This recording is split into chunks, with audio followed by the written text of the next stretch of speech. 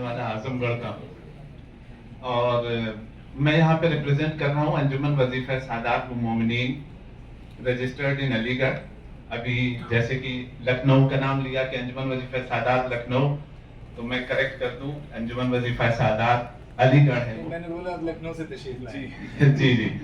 तो क्योंकि अक्सर मतलब मैंने ये देखा है कि हमारे यहाँ पे अक्सर खास तौर से अंजुमन के कमिटीज में इस चीज का भी एतराज हो जाता है कि भाई लखनऊ क्यों कहा जा रहा है, अलीगढ़ से, इसलिए मैंने करेक्ट कर दिया। ओके, तो मैं 10 मिनट है, मैं बल्कि अपनी बात 6-7-8 मिनट में कंप्लीट करूंगा इंशाल्लाह। अंजुमन वजीफा सादात, मुझे लगता है यहाँ पे 70-80% लोग, ज्यादातर लोग जानते होंगे, क्योंकि यहाँ पे जो सबसे बुजुर्ग शख्स अगर बैठे हैं तो अंजुमन वजीफा सादात की उम्र उससे भी ज्यादा है। 1912 में ये ऑर्गेनाइजेशन हाजी जलालुद्दीन हैदर साहब मरहूम ने ये इसको फाउंड किया था, और मुझे फख्र है कि वो मेरे ही जिले से बिलोंग करते थे और उन्होंने इसको बुनियाद रखी। और इसका एक ही जो मेन एजेंडा था, इसका जो मेन पर्पस था, to support the needy students through scholarships. एक छोटे से इस पर्पस से इन्होंने स्टार्ट किया, और since its establishment in 1912 Anjuman Wazifa Sadat Momineen has worked tirelessly for the upliftment of community through education, scholarship and career guidance. और इसके बाद इसकी जो जर्नी स्टार्ट होती है 1914 में, इसका पहला कॉन्स्टिट्यूशन बनाया जाता है। और उसके बाद एक जो इस यूनिकनेस है इस अंजुमन की, वो मैं आपको बता दूं। 100% अगर जो बहुत सारी ऑर्गेनाइजेशंस को मैं जानता हूं, हर जगह बहुत अच्छे काम होते हैं, इसका जो गवर्नेंस स्ट्रक्चर है वो वाकई हम कह सकते हैं कि 100% डेमोक्रेटिक है। इसलिए क्योंकि आप ऐसे समझ सकते हैं कि 2-3 साल 4 साल से जुड़ा हुआ मैं अंजुमन को रिप्रेजेंट कर रहा हूं।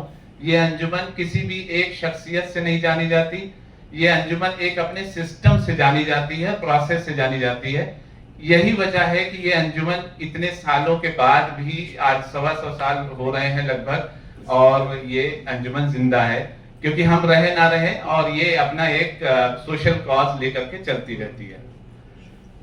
और इसने बहुत सारे वर्क किए हैं। अभी हम लोग जो इसके साथ में जुड़े, अभी थोड़ा सा मैं एक पीछे बैकग्राउंड पर्सनल अपना बताना चाहूंगा कि लगभग 2012 के आसपास हम लोगों ने, हमारे कुछ साथियों ने मिल करके हम लोगों ने छोटी सी ऑर्गेनाइजेशन एक बनाई, ग्लोबल सोशल वेलफेयर के नाम से, GSW ग्रुप उसको कहते थे हम लोग। और उसका मेन पर्पस ये था कि हम लोग प्लेसमेंट देंगे लोगों को। तो हम लोगों ने ये किया कि भाई एक प्लेसमेंट सेल ओपन करते हैं, क्योंकि उसमें वजह ये, रीजन ये था कि उसी में बहुत कम रिसोर्स लग रहा था, पैसा नहीं लग रहा था, और हम सब लोग कर सकते थे। हमारे अपने पास नेटवर्क थे, हमारे अपने नेटवर्किंग के जरिए से जहां जहां HR से हमारी जान पहचान थी, जिन कॉर्पोरेट्स में जहां थे, वहां पे हम अपने बच्चों के CVs को उनके तक पहुंचा देते थे और उनकी प्लेसमेंट कराते थे। एक इस काम से शुरू हुआ। फिर जब उन लोग की और उनकी कैरियर काउंसलिंग और गाइडेंस को स्टार्ट करने लगे हम लोग कि कैसे करना है, तो बहुत ज्यादा, चूंकि मेरा बहुत अर्ली एज था, एक बहुत ज्यादा एक्सपीरियंस नहीं था इसमें, तो कम्युनिटी के बहुत अंदर से समझ नहीं थी। लेकिन जब भी जाकर देखा तो जो वही चीज निकल करके आई, जो बहुत सारा डिस्कशन इस पे हो चुका है। हमारे नजमी सर ने तो ऑलरेडी बहुत ज्यादा इसके ऊपर शोकेस किया इस बात को कि एम्प्लॉयबिलिटी की बहुत ज्यादा कमी आई। एम्प्लॉयबिलिटी आई कि मतलब उनके अंदर वो स्किल नहीं था। एक IT कंपनी चलाता हूं और मेरे यहाँ पे अक्सर यानी हर एवरी मंथ हायरिंग हम लोग करते रहते हैं। तो मैं आपको बताऊं कि बहुत सारे बच्चे आते हैं, BTech करके कंप्लीट करके आते हैं, और यकीन जाने उनको 10,000 रुपए महीना भी देने का मन नहीं करता है। व्हेन आई गिव देम उनको वो इंटरव्यू में जब टेस्ट में बैठते हैं। हमारे HR ने एक बहुत अच्छा सिस्टम बना रखा है कि बच्चे जब आते हैं तो उनका मशीन टेस्ट लेने के लिए एक सेट क्वेश्चंस है, जो एक बेसिक एक इंजीनियर को आना चाहिए। मैं सॉफ्टवेयर इंजीनियर की बात कर रहा हूँ, आना चाहिए। वो क्वेश्चंस उनको दिए जाते हैं कि भाई उसमें कर लो। CRUD ऑपरेशन होते हैं, जो लोग IT से जानते हैं, और वो बहुत बेसिक सी चीज है, वो भी नहीं कर पाते हैं। तो फिर मैंने जो मेरे यहाँ से जो कम्युनिटी से बच्चे आते हैं तो उनके थोड़ा एक स्टेप आगे आ जाता है भाई, अपने घर की बात है इसलिए, तो उनको मैं कहता हूँ यार अगर जो आए तो उनको मेरे यहाँ जरूर भेज देना, तो मेरे केबिन में उनको एक बार वो मेरे यहाँ आने के बाद तो उनके साथ में थोड़ा सा ये किया जाता है कि भाई ठीक है आप हमारे यहाँ आए हैं, आने के बाद फिर मैं उनका बैकग्राउंड देखता हूँ सब बिल्कुल विदाउट एनी एजेंडा, अपना कुछ नहीं, इनका चूंकि मैथ से इंटर था तो उसके बाद बीटेक था तो इसलिए उन्होंने कर लिया। करने के बाद तो फिर मैंने अपने एचआर को समझाया कि तुम सिर्फ ये जज करो कि उनके अंदर इंटेलिजेंस कितनी है, आईक्यू सिस्टम उनका कितना है, समझ कितनी है, उनके मार्क्स भी मत देखो, उनका जीपीए और ये सब कुछ नहीं देखना है हमें, उनका वो सब है, उनके अंदर अपनी समझ कैसी है। तो अभी हम लोगों ने एक सिस्टम उसमें ये बनाया कि उन लोगों के लिए बच्चों को अब जो मैं क्वेश्चंस देता हूं उनको कहता हूं कि भाई तुम्हारे पास चैट जीपीटी है, एआई है, सब है, तुम उसका यूज करके इसको सॉल्व कर दो। अगर इसको यूज करके भी आप नहीं सॉल्व कर पा रहे हो, इट मींस कि इट इज अलार्मिंग, आपको समझना चाहिए कि क्या है। क्योंकि इस दुनिया में अब दो ही बिरादरी रह गई है, ये मेरा मानना है, एक वो जो एआई को यूज करते हैं और एक वो जो एआई के टूल्स बिल्ड करते हैं। इसके अलावा कोई धर्म जात अब रह नहीं गई है आगे, मतलब अब यही दो लोग रह गए। अगर हम इन दोनों में कहीं भी स्टैंड करते हैं तो then we will get the success और तभी हम आगे बढ़ेंगे, अदरवाइज वी कैन नॉट, हम फेलियर, हम पीछे चलते चले जाएंगे।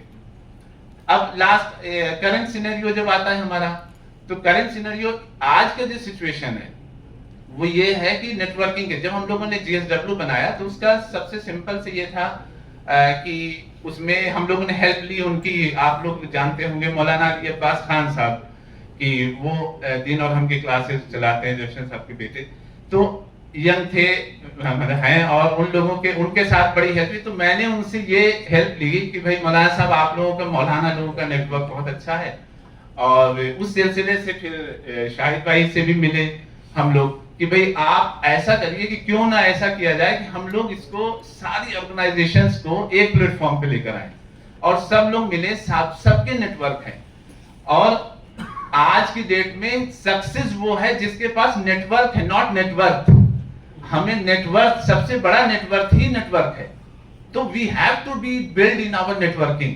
और मैंने उसका एक एग्जांपल ये है कि हमारी जो सारी जो इवन जो हमारे लिए जो इबादत का तरीका है उसमें सबसे ज्यादा 90% इबादत नेटवर्किंग बेस्ड है। जमात से नमाज पढ़िए, जुमे में जाइए, ये सब करिए, इस मजलिसें करिए, ये सब networking based. If we are not able to build our network through this system, it means there is something fault in ourselves or maybe the fault in the system which we have adopted, चाहे वो हमारे आजादारी का system हो चाहे कोई भी हो, कहीं ना कहीं कुछ गैप है which we have to rectify।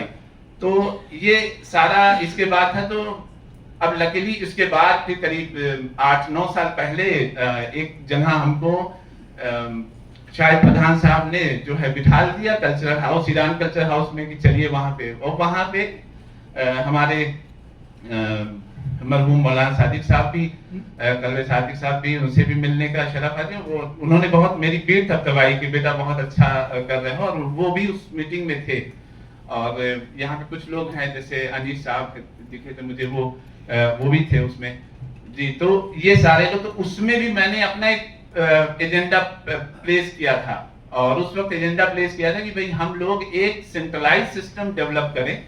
Of course उसके लिए एक जाहिर एक सेंट्रलाइज बॉडी हो, कमेटी हो जो govern from the Delhi itself और पैन इंडिया उसको चले, और उसको हम उसको कनेक्टिविटी वाया डिजिटल से आप सब है, आसान है, इसको करें।